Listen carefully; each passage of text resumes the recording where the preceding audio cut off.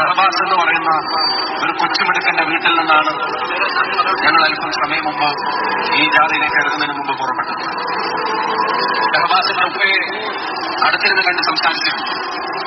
ആ സംസാരിച്ചപ്പോ ഉപ്പ മകനെ പറ്റി പറഞ്ഞ ഏറ്റവും പ്രധാനപ്പെട്ട വാചകം നമ്മളോട് പറഞ്ഞത് അവന്റെ ഏറ്റവും വലിയ ആഗ്രഹം അവന്റെ ഉമ്മ വിഷമിക്കരുത് എന്നുള്ളതാണ്. ഞാൻ അടുത്തിരുന്നപ്പോ ആ പിതാവിനോട് പറയണത് ഉമ്മയുടെ കണ്ണ് നനയരുത് എന്നുള്ളതാണ് ആ ചെറുപ്പക്കാരന്റെ ഏറ്റവും വലിയ ആഗ്രഹം, ആ കുട്ടിയുടെ ഏറ്റവും വലിയ ആഗ്രഹം.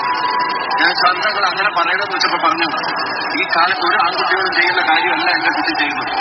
രാത്രി കിടക്കുന്നതിന് മുമ്പ് അവന്റെ ഉമ്മ ഒറ്റയ്ക്കാണ് അടുക്കളയിലെങ്കിൽ അവരാര് കഴിച്ച ഭക്ഷണത്തിന്റെ പാത്രങ്ങളും കഴുകി വെച്ചിട്ട് അവന്റെ ഉമ്മ പ്രയാസപ്പെടരുത്, ഉമ്മ ഒരു തരത്തിലും കണ്ണീരിലാവരുത് എന്നെപ്പോഴും പറയുന്ന ഒരു കുട്ടിയായിരുന്നു എന്നുള്ളത്.